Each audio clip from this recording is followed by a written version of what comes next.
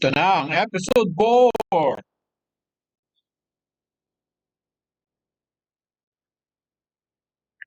Ang programang ito nahango sa mga nobela ni Dr. Jose Rizal ay naisadula gamit ang mga elementong pangdrama upang itulay ang kasalukuyan at nakaraang panahon. Isang natatanging reimagine na obra na pinagmamalaki ng pambansang literatura. Enjoy watching today. Ikaw si Crisostomo Ibarra? Siyang tunay. Ang gwapo mo. Natutuwa ako nakilala kita. Oh my God. Nasa no limit ang hiringa ako. Kayo ang may kagagawan kung bakit ako nandito, no? Tsaka paano niyo nagawang ipasok ako dito? Hindi ba sinabi ko na sa'yo, kailangan mong malaman ng buo ang nobela para makabalik ka sa realidad. Sino ka ba talaga, Binibini? At bakit mo ako sinusundan? Naghahanap kasi ako ng trabaho dahil bagong salta ako dito. Wala akong makita. Ikaw ang nakita ko. Alam niyo bang sa Universidad ng De Londres ay nagkakaloob na sila ng titulo o degree para sa mga kababaihan? Higing sintalino nila ang mga hombres. Di yata tila magiging isang malaking kapurusan ito sa atin. I beg your pardon. I'm just stating a fact that intelligence has nothing to do with one's gender. Everyone has that basic human right to education. Ikaw ba ay nakapaglakbay o nag-aaral sa Londres o sa Amerika? Kung kaya't maalam ka. Binibini, saan ka nga pala tumutuloy? Ay kung... Ang iba ay kayo ay isang mujer libre. O di kaya aking querida. Jesus Maria Josep Binibini, maaari tayong ikapahamak niyan lalo na sa mga fraile. Ganito ang ginagawa. Parang yung babaeng pinarusahan ni Padre Damaso. Anong sinabi ninyo? Ano kanyo ang ginawa ni Padre Damaso? Nakita ko po kasi siya eh. Meron po siyang pinaparusahang isang babae. Pinapahiya niya po sa maraming tao. Ginugupitan niya ng buhok. Tapos pinapalo niya sa mga pulis. Sa mga gwardiya sibil. Tapos ang dinig ko, dinala nila sa kwartel para siguro ikulong. Eh, parang ang kasalanan lang naman ng babae, isa siyang prostitute. Tapos yung mga taong nandun na nanonood, hindi man lang naawa at tumulong. Tumayo lang sila doon, wala silang ginawa. Eh, sir, sigurado naman ako na dala lang ng sobrang kahirapan kaya napilitan ng babaeng gumawa ng masama. Totoo nga, na sa labis na kahirapan ng babae ay maaaring kumapit sa patalim. Gaya na lamang ng bayan nito na walang pagbabago. Ang mga mahihirap, nananatiling mahirap. True. Kaya sir, sige na. Hampunin mo na ako. Tapos kapag may nagtanong na lang sabihin mo, pinsan mo ko. Or whatever, kung anong gusto mo. Para lang walang mapala yung mga marites. Marites? Yun po yung tawag sa mga taong nagkakalat ng chismis. Mga maling sabi-sabi. Marites. Pambihira. Sa tagal kong nawala dito, napakarami na palang mga bagong salitang palasak ngayon. Hindi ba't nabanggit mo na nanggaling ka na sa Viaterio? Bakit hindi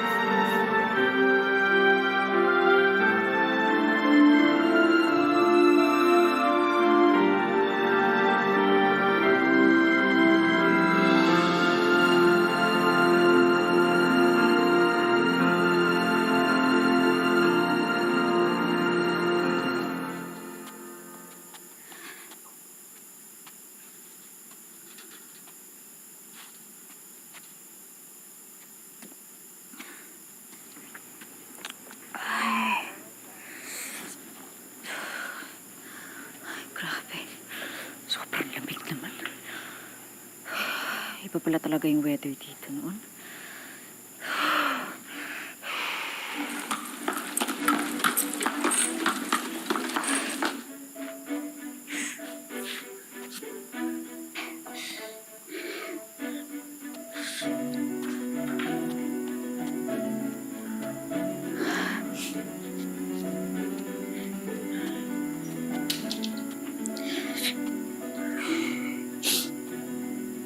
Buenas noches, señor. Buenas noches.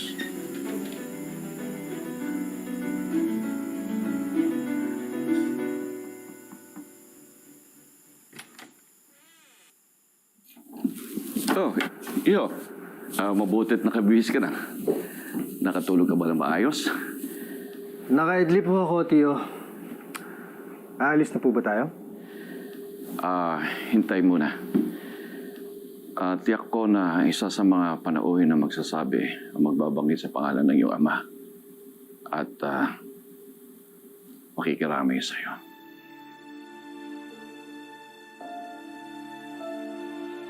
Makikiramay po, Tiyo. Ang totoo, iyo, may 1 taon nang namayapa ang iyong ama. Hindi namin naibalita sa'yo dahil hindi namin alam kung nasaan ka sa Europa. Utang na loob. Tila ito'y hindi magandang biro, Tiyo. Hindi biro. Bagkus katotohanan lamang. Totoo na ngang namayapa ang iyong ama.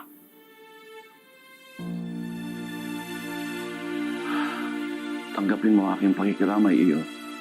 Pati ko ang sakit na mawala ng mahal sa buhay.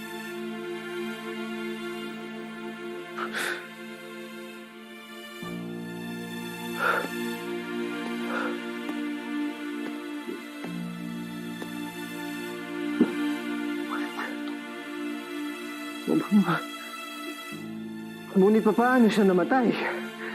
Ay, hindi maaring sa sakit. Dahil malakas pa ang papa nung ako ay umalis. Hindi ko mawawaan, Don Tiago. Ano ba talaga ang totoong sanhi ng pagkamatay ng aking ama? Napakahabang pag-uusap ang kakailanganin natin. Ngunit, kailangan na natin umalis. Makapaghihintay ang pagtitipon, Senyor. Hindi ang mga bisita, mapapahiya ako sa kanila. Pangako, kapag natapos ang pagtitipong ito, ipagtatapat ko sa iyo lahat ang nalalaman ko. Bakit hindi na lamang po ngayon? Karapatan ko pong malaman kung ano ang naganap sa aking ama. Iyo, pagbigyan mo muna ako. Sige na, hintayin kita sa baba.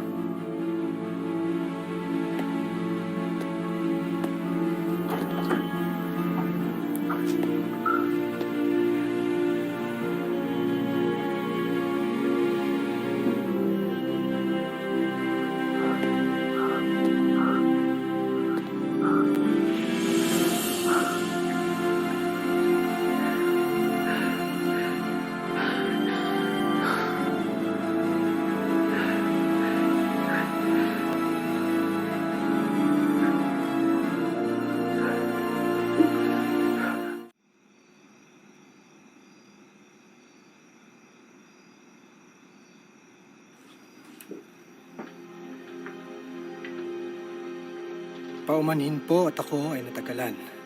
Kinailangan kong magpalit ng akma para sa isang namatayan.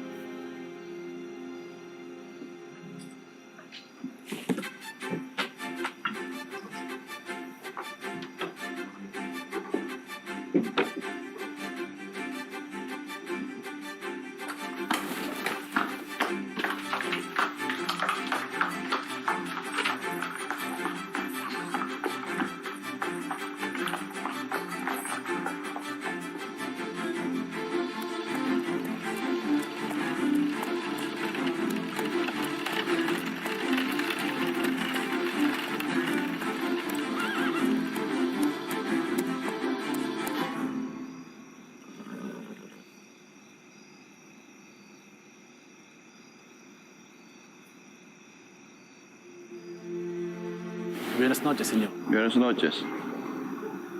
Tunay na napakaganda pa rin ng inyong tahanan. Salamat sa papuri mo, iyo. Tayo na sa loob.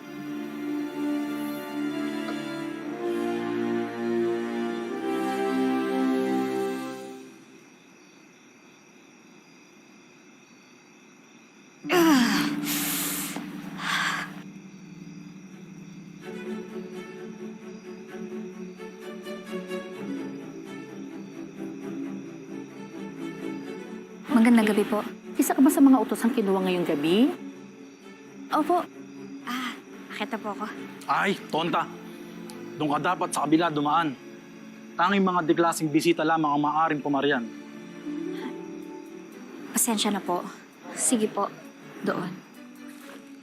O nga pala. Hampas lupa nga pala ako.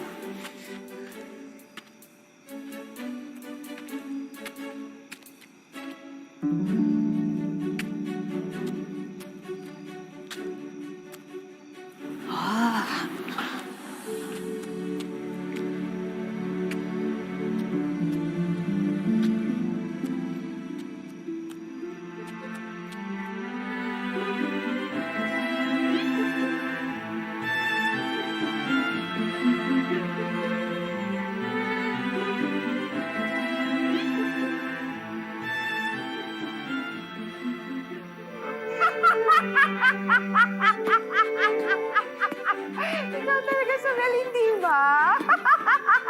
Mabuti pa, magpalamig muna kayo. Doña Victorina, Dr. Tiburcio. At kung may kailangan kayo, mangyari lamang magsabi lang kay Pepentay. Utusan niyo na lang siya. Gawa nang ako ay kailangan ko lumisan para sunduin si Maria Clara sa Beaterio. Muy bien, Isabel, muy bien. Agarang ka nang umalis para agarang ka rin makabalik kasama ang dalaga ni Kapitan Tiago. Si Victorina. Adios! Adios.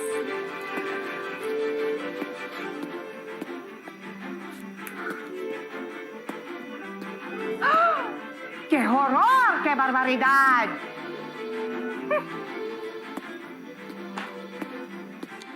Papa! Kaya marami nang nakakapasok na kalamidad dito sa Las Filipinas dahil tinatangkilik ng gobyerno ang mga erehe at filibustero na siya naman kumakalaban sa aming mga fraile. Estoy ofendido, Padre Damaso. Baka nakalimutan mo. Yo soy funcionario del gobierno. ¿Y qué, teniente? No me importa. No es nada importante. Basta't masabi ko ang nais ko. Ito ang tatandaan nyo. Kapag nakapagdesisyon na ang isang fraile, kahit na ang hari, o kahit na... kahit na yung si General dito kalamidad ninyo, eh walang magagawa para kontrahin ang kung anumang gusto ko. Ang tinawag mo, Generalito Calamidad. Siya ang Vice-Real Patrono at siyang kumakatawan sa hari ng bayan nito. Estimados caballeros, hindi natin kailangan pagtalunan ng mga bagay na magdudulot lamang na lalo pang hindi pagkakaunawaan ng pagitan nating mga lingkod gobyerno at mga fraile.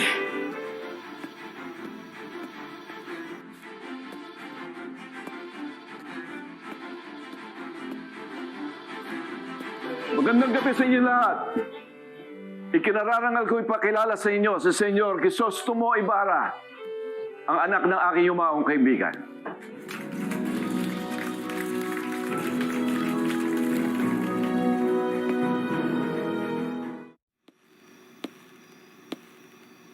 Bilisan mo yung paghuhugas na. Napakamusan tayo ng plato mamaya. Bilisan mo.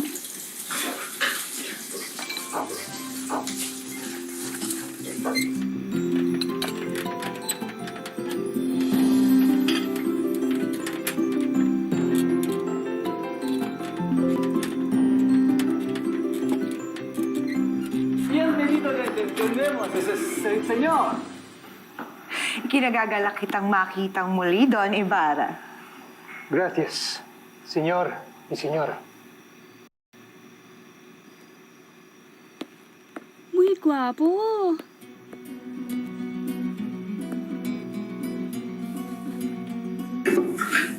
Ikaw, bigay mo ko asin. Bilis! Bilis!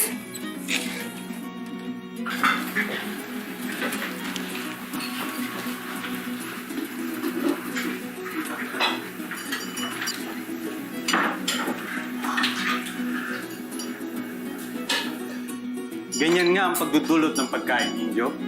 Kaya ng pamamaraan ng mga Europeo. Mainam.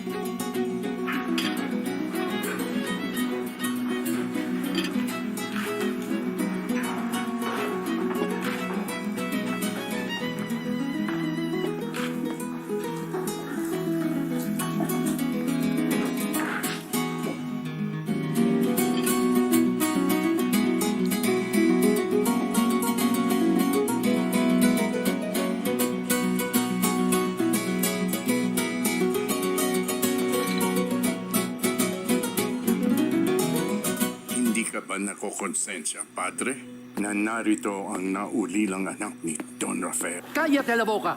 Aba, nandito pala ang kura ng San Diego. Ang isa sa matalik na kaibigan ng aking ama. Kumusta, Padre?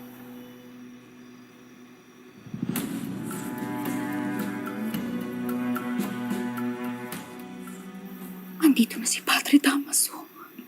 Magsisimula na ang gulo. Patawad, Padre, ngunit nagkamali ho yata ako. Ang buong akala ko ay kayo si Padre Damaso. Ako nga siya. Pero nunca na naging matalik kong kaibigan ng iyong ama.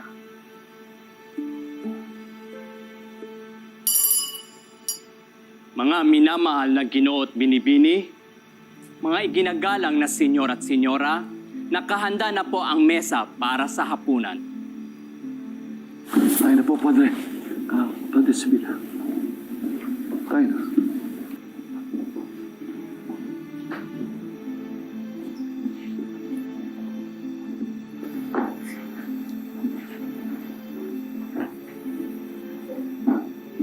Iyo.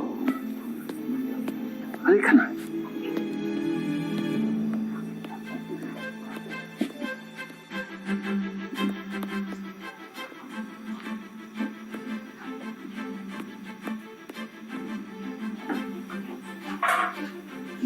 Kayo nararapat sa kabisera, Padre Damaso. Para sa iyo yan, Fly Sibila.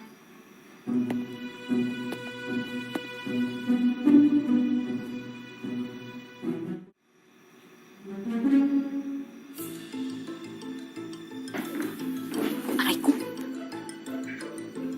Ikaw, Kriada, ano't nakatangod ka riyan? Itanong mo sa kalahi mong in-check kung luto na ang tinola. Pronto! Kayo na munang tumingin, Ginoo, at kakausapin ko lang ng mestiza de sangre na ito. De acuerdo, senyor. Luto na daw ba yung tinola? Ni Bini, Sir, parang gets ko na po kung anong ibig sabihin ng mestiza de sangre. Chinese ba ibig sabihin nun? Kasi tinawag akong inchik ng ship. Bini, talaga bang hindi mo ako bibigyan ng katahimikan? Ano't hanggang dito ay sinusundan mo ako? Sir Ibarra, wag po kayong magalit sa akin. Dapat nga happy ka na nandito ko. Kasi kung alam mo lang, maya-maya guguluhin ka na naman ng buwisit na Padre Damaso na yun. Pero syempre, nandito ako. To the rescue. Hindi ko hahayaang mangyari yun. Syempre, tag team tayo. Huwag ka maglala, sir. Akong bahala sa'yo. Pagtatanggol kita sa kanya. Ano bang kalokohan ang lumalabas sa iyong bibig? Sir, ang dami ko nang sinabi. Hindi ka pa rin naniniwala sa akin. Totoo nga lahat ng sinasabi ko. Okay, fine. Sige. Kung ayaw mong maniwala, ide-dare kita. Putulin mo yung dila ko kung hindi totoo yung sinasabi ko. Senyor Ibarra, ano't naririto ka? Nanghingi lamang po ako ng tubig dito sa utusan. Sundin mo utos. Pronto. Halika na, iyo.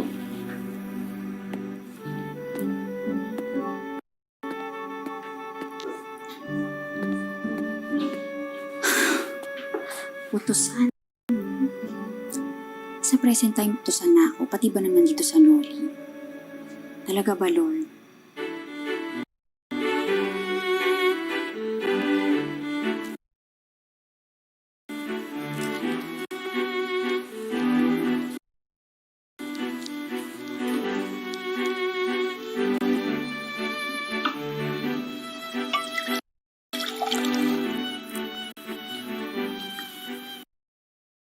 Ingat ka, sir.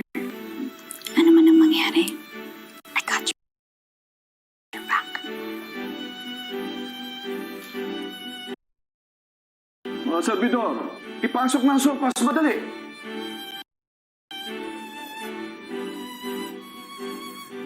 Nagpaluto talaga ako ng tinola para sa'yo. Batid ko matagal mo na itong hindi natitikman. Oy, ikaw, tumulong ka. Opo, sir. Kapitan. Ay. Dali mo yan dito. Pronto! Alam ninyo, sa lahat ng pagkain dito sa Las Filipinas, itong tinola ang aking paboritas. Es muy delicioso.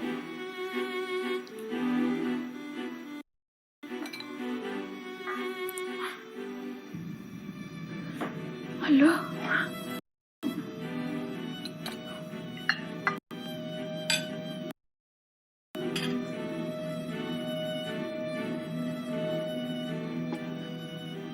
Pwede bang patigilin muna yung musika?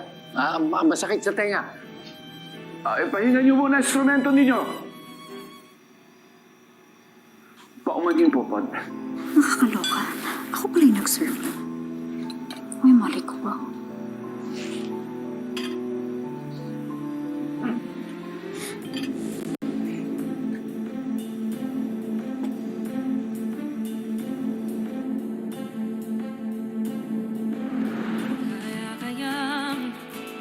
Baguhin ang nakalipas.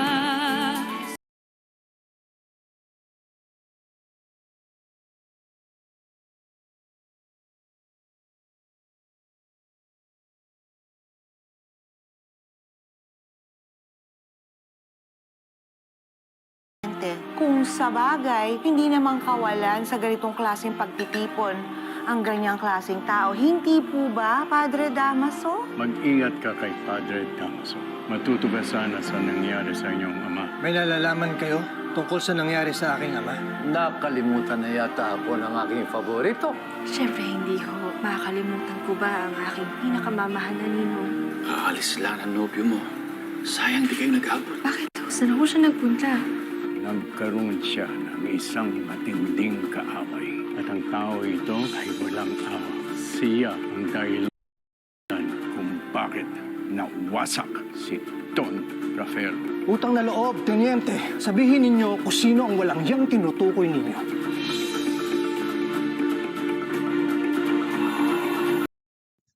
Paalam. Until next time.